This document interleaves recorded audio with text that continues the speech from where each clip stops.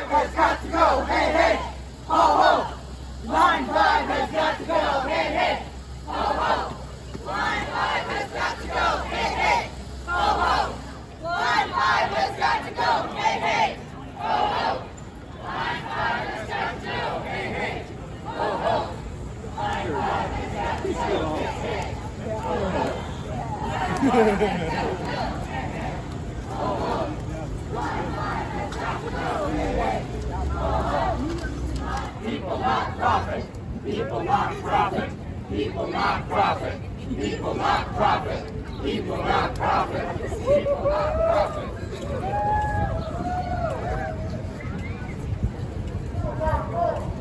Going to get someone to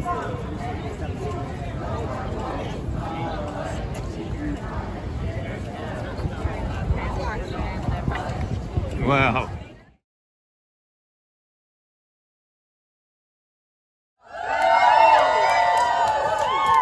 We're going to hear from 4 speakers today, all amazing young people who are on the front lines of the climate crisis, who are all going to urge you and urge the DNR and everyone who's responsible for this pipeline to shut it down.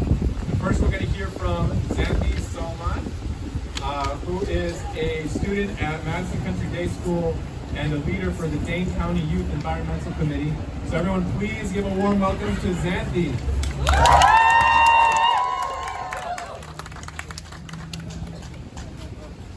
Hi everybody. Thank you all for coming out today. As Marco said, my name is Zanthi Salman, and I'm with Action for the Climate Work, as well as the Dane County Youth Environmental Committee. And I'm here to tell you all what we're up against, despite the shutdown of Line 5. I'm 16 years old, and I can't really remember a time where I wasn't involved with the pipeline fight. When I was 11, I stayed at Camp Makwa in Minnesota with my mom, spending the nights in the back of a rented minivan, running around with the other kids, knowing all the while the real reason we were there was to protest Enbridge's Line 3. I visited South Dakota and met communities that have been negatively impacted by the Dakota Access Pipeline. And after fighting pipelines for so long, I'm very aware of and absolutely enraged by pipeline communities constantly disregarding frontline communities. Booty cheeks. And now the pattern is repeating itself in our state, the Enbridge Line 5 pipeline. The Line 5 pipeline is a deteriorating tar sands pipeline. One section is dented from a boat anchor. Another has lost 26% of its original thickness. It is cracking. And it has already failed. It released 29 spills consisting of 1.1 million gallons of oil from construction in 1953. Many spills were not even discovered by Enbridge's spill detection system. The fact that those spills have been confirmed in certain areas does not mean this pipeline is strong, but it means we've avoided catastrophe by pure luck. Luck that makes a future spill unpredictable and devastating. There are 2 main areas of concern.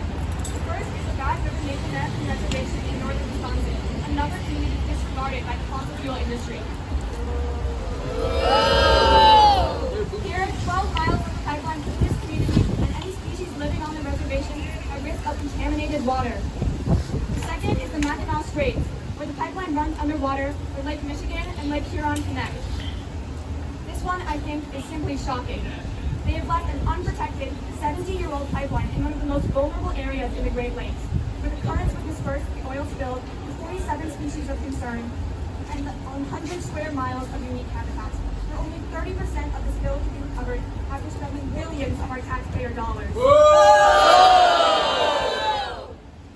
I said the lack of a sentence is filled with luck. Luck that always runs out. Here's how I know. Because Enbridge pipelines have spilled in at-risk areas before. In 1991, Minnesota's Line 3 spilled 1.7 million gallons of oil in a river that connects to drinking water. Luck again played a part. The only reason drinking water was not contaminated was because the river that was impacted was frozen over in the winter. Line 3 is 55 years old. Line 5 is 70 years old. In 2010, in part due to incredibly poor monitoring, Line 6B spilled almost 1 million gallons of crude oil in Michigan, polluting water and air, displacing 150 families, and costing $1.2 billion without even a complete cleanup. Line 6B was 41 years old at the time. Line 5 is 70 years old. And these spills aren't even the only concern. Just this month, there was an aquifer breach in Line 3, changing groundwater flow and harming ecosystems. Alright, so that's the risk. Here's where we're at now. In 2013, Bad River Band didn't renew the contract that allowed Enbridge onto their land. Enbridge didn't care or didn't do anything, and have been trespassing on their land for 10 years. On top of this, Bad River filed for an emergency shutdown of the pipeline due to soil erosion that increases spill likelihood. This was a success. A federal court said Enbridge must shut down a section of the pipeline that is in the Bad River Reservation within the next 3 years. Otherwise, Line 5 must be shut down. Enbridge has come up with a band-aid solution: rerouting the pipeline around the reservation. A band-aid because a spill in the rerouting section would still contaminate the Bad River watershed. What do? We slow down the permitting process for the reroutes. We maintain pressure on the Department of Natural Resources, the main entity handling the permits, to stop this dangerous pipeline. We show the DNR just how many people want to stop Line 5 by signing our petition. We refuse to put our faith in the hands of luck. And through all of this, we maintain hope. Hope that we will succeed because it has been done before in North Carolina, in Virginia, in Nebraska, in Tennessee, and soon in Wisconsin. Together, with our hope and our determination, we will stop Line 5.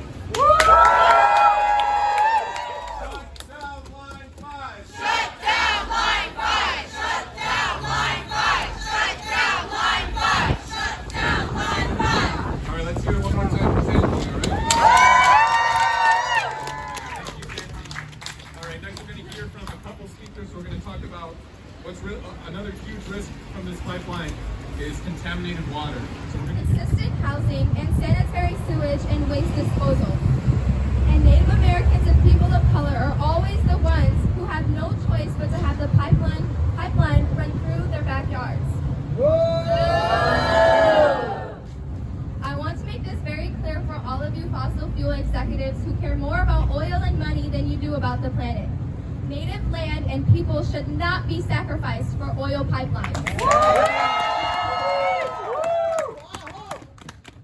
that's why I'm here, to demand the DNR reject the permits for the Line 5 pipeline reroute and put people over profit.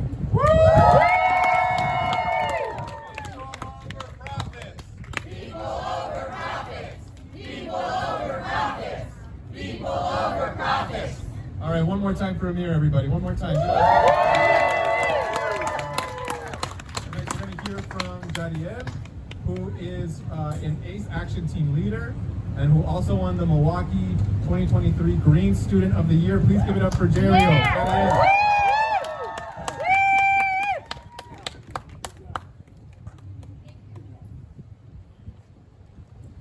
Good afternoon, everyone.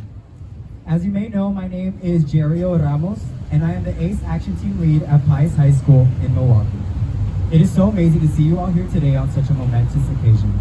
I want to first thank all of you for taking the time to be here today and be a part of living, breathing action. So can we take a few round of applause for all of you?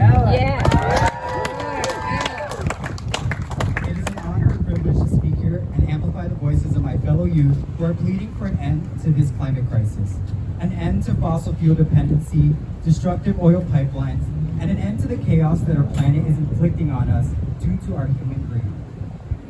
You don't need to be a scientist to understand that water is a crucial part of life. We learned that in biology and chemistry class. Water is the key to life. Without it, life simply can never be sustained. All living things depend on water to survive, from the tiniest of bacteria to the biggest of the blue whales. Wherever there is life, there is water, and wherever there is water, there is life. Clean, fresh, oil-free water is not only essential for survival, it's essential to our souls.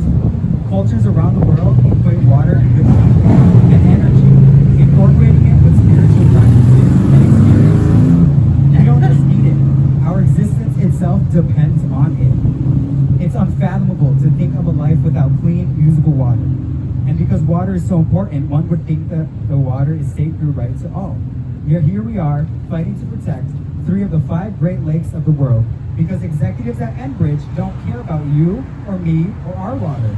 If Line 5 were to have a major spill, it would lead to a collapse in the food chain as a result of harmful pollutants and contaminating wildlife and aquatic environments, meaning that entire animal communities would be negatively impacted. In turn, harming all of us. More than 1.6 million Wisconsin citizens get their drinking water from Lake Superior or Lake Michigan. Without our clean freshwater lakes, we lose our main water consumption source amongst a host of issues such as transportation, power, and even recreation.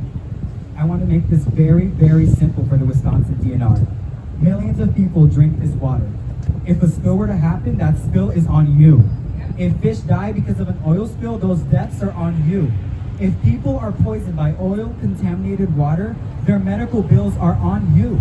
And God forbid, if people pass away because of this, their deaths are on you. DNR Secretary Adam Payne and Wisconsin DNR board members, you have the power to say no to this potential disaster. This company has had millions of gallons of oil spilled in so many parts of this state and this country. And if they were to do it again, we won't blame Enbridge, we will blame you, the Wisconsin Department of Natural Resources. And I'm sure Enbridge told the people in Kalamazoo, Michigan, that their pipeline was safe. Yet they had the biggest oil spill in U.S. history. You know what they say. Fool me once, shame on you. Fool me twice, shame on me. The Wisconsin DNR has everything they need to understand that this 70-year-old pipeline is dangerous. I already know that fossil fuel companies don't care about human beings, but if the Wisconsin DNR says yes to this pipeline, they'll be telling all of us that they don't care. So I am here today, channeling the power of my ancestors and the voices of my fellow youth.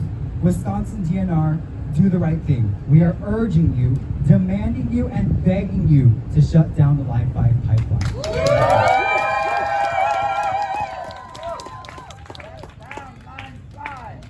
What do we want? When do we want it? Now! What do we want? Climate justice! When do we want it? Now! And if we don't get it? Shut it down! And if we don't get it? Shut it down! If we don't get it? Shut it down! All right, one more time for Jeriel, one more time. All right, thank you so much. And lastly, we're going to hear from Isaac, who is an ACE Action Team lead at Wanakee High School and a leader in the Dane County Youth Environmental Committee. So please give it up for Isaac.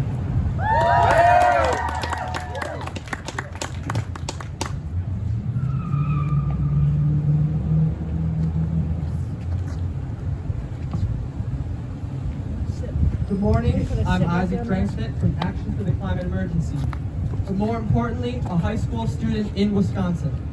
Working for multiple environmental groups in this state, I've learned Enbridge's Line 5 is the most pressing issue for our climate. We've heard how Line 5 has and will impact our water, and I'm here to explain how it relates explicitly to climate change. Line 5 transports 22 million gallons of crude oil every single day. These fossil fuels are then burned, releasing carbon dioxide, thickening our atmosphere and raising temperatures on Earth.